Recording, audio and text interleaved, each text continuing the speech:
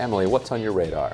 Well, back in October, we published an investigation at The Federalist about whether law firms that waxed philosophical about the importance of defending people detained at Guantanamo Bay were representing any of the January 6th defendants.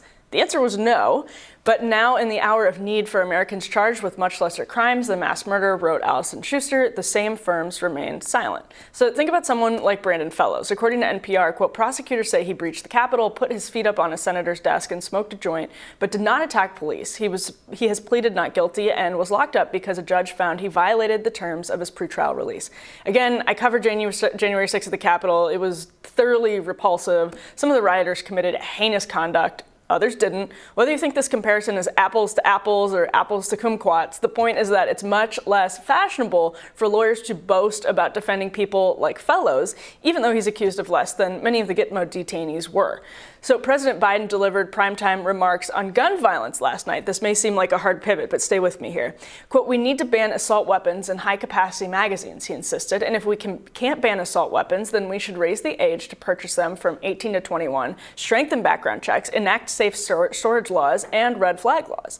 AR rifles, like those used in many mass shootings, are not assault weapons unless your definition of an assault weapon is broad to the point of meaninglessness.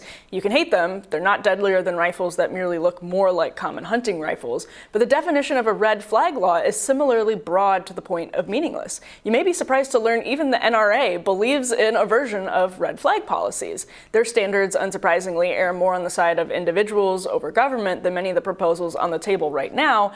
But that's exactly the point. Red flag is an enormously vague category. This is where we hit a terrifying impasse in our politics. Our inability to share consensus definitions of terrorism, hate, and violence once again leaves us with two bad options: empower bad faith elites or do nothing.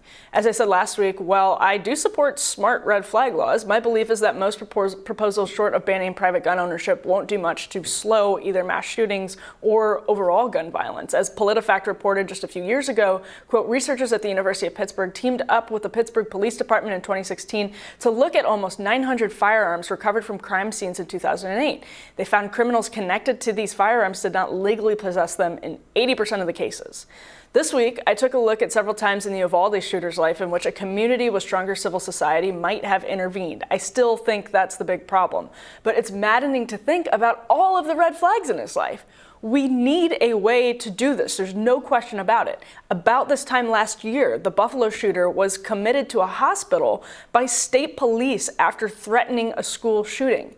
He'd also turned in a report on murder-suicide. After being released from the hospital, he spent months posting insane, threatening things on the internet. Quote, I got out of it because I stuck with the story that I was getting out of class and I just stupidly wrote that down, he wrote about the murder-suicide report.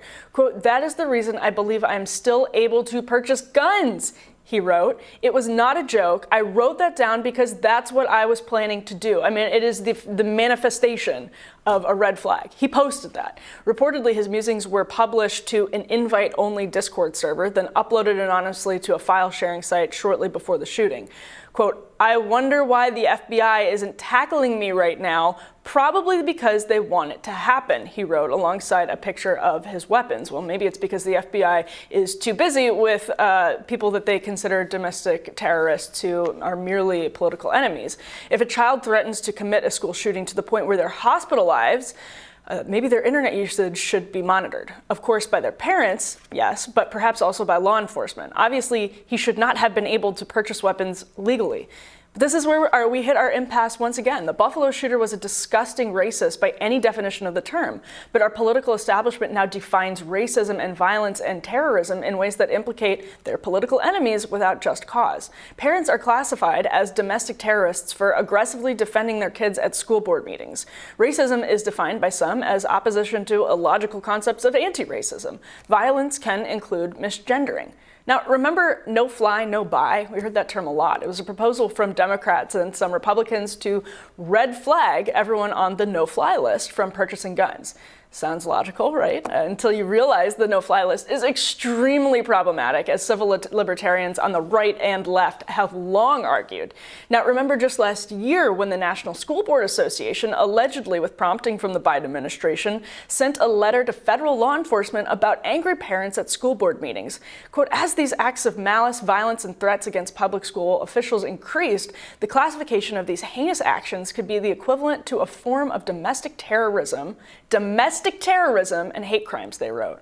5 days later, Merrick Garland instructed the FBI to coordinate with local officials for, quote, threat reporting, assessment, and response. Domestic terrorism and hate crimes. Last October, a court in Canada ruled that deliberate misgendering constitutes a human rights violation. Plenty of people are happy to use preferred pronouns, but lumping them into the legal classification of a human rights violation broadens that definition in ways that will be wielded by the powerful to silence their enemies unjustly. In New York, here at home, misgendering is considered gender-based harassment. Now, some people may indeed support a total repeal of the Second Amendment. I'd encourage anyone in that camp to consider what happens historically when governments disarm private citizens. It happened here to Black Americans. But while I was raised around guns, I understand why drastic measures seem warranted. For now, though, the Second Amendment is a civil right, and as much as you may want to curtail that right, I think it's worth recognizing that we are not currently capable of agreeing what even constitutes a red flag to begin with, and things only seem to be getting worse. Laws passed now may seem innocuous at the moment, but we're headed in an even more dangerous direction when it comes to elites, powerful people in Washington, weaponizing divisive and false definitions of hatred and violence and terrorism to disempower their critics. Ryan, none of this is to say we should just not do anything, just wipe our hands of the situation and walk away. But, and the left did a lot of good reporting on the problems with the no-fly list and always has, but it seems like we're at a situation right now in this country where, because we can't agree on some of these consensus definitions for hugely important concepts, we're at a position where it's like the powerful people will continue to just encroach on civil liberties, or we do nothing. I mean, these are our options. I just think that sort of cultural clash has left us with a lot of bad options. Well, and so rather than saying that, all right, here are the things that will disqualify you from a right to purchase a weapon, what if we reversed it and said, here are the things you have to do to qualify to buy a weapon? And so, just starting from Biden's thing, you say, well, you got to be 21. Now, if you want to go hunting with your dad, there can be some type of learner's permit. I'm sure, like those types of objections, I think, can easily be grappled with. I think one way to start this would be to think, okay, there is a type who becomes a mass shooter, who becomes a school shooter. Absolutely. And so, what kind of qualifications do we have to put on gun ownership that would reduce the types of people, like that type, that would make it harder for that type to get it? And one of them is that they're completely antisocial people for the most part. Actually, you could even start one layer back. Has there been a woman or a girl who has carried out a mass shooting? I don't know. Like if there is there a yes from? Did I hear a yes from the control room? Yeah. Okay, so there's been one or two. Yeah. But, all right, it's obviously a wildly over 99% have been men or boys. The other through line seems to be misogyny. Like sometimes these are race related, sometimes these are religious based, sometimes they're just like psychos, but all of them have some strain of misogyny kind of shot through them. And so, so is there some way that you have to show that you're a responsible citizen in order to qualify for gun ownership? One idea that I threw out was, what if you have to have two friends? Friends, right. That will vouch for you. And you could even say one female friend or two friends. Because really, if misogyny is at the root of this, like how many of these school shooters would have been able to find a single girl or woman, other than the Sandy Hook one, whose mother was teaching him how to shoot, to vouch and say yes? And so the idea would be, there's got to be some community involvement here. It can't be a government top-down thing. Like there has to be some buy-in from the community that says, you know what? Yes, I vouch for this person. And you can't vouch for like hundreds of people. You can't just have like NRA people at gun stores just checking boxes, like people buying liquor for underage kids. Like that's not what we're talking about here. You have to, your vouching has to mean something. Like the way that you sign, if you sign for somebody's car loan, a 16-year-old's car loan, they crash it, like you're responsible for that. So there's got that, this co-signing, this vouching would have to come with some type of liability.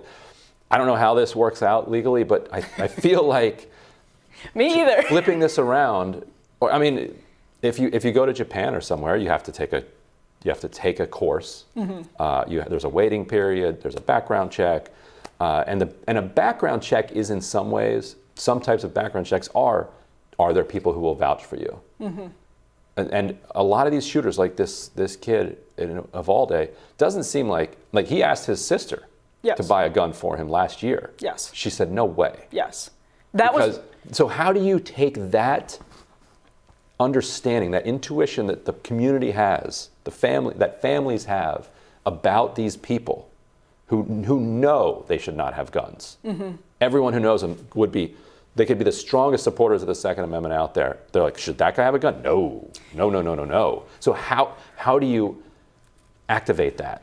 Here's where that makes me nervous. Domestic violence. So women who are afraid they are victims, repeated victims of domestic violence. They live in the same house as their husband. Okay, good point. My idea is dumb because you could just pressure somebody into. Okay, fair enough. You could, it's the kind of thing that alerts the person that you're trying to defend yourself from. I don't know, but I like what you're saying. Basically, is that you have to have some community involvement, and that we have to basically reverse it and think more creatively. And I actually, when I look back on the last 2 decades of these conversations after these horrible tragedies, it's rinse and repeat. It's the same thing over and over again. We have the same conversations about all of these things. That if you look at the shootings themselves, a lot of these proposals are not targeted in ways that would actually have prevented the situation. Like even in Buffalo, he had been hospitalized.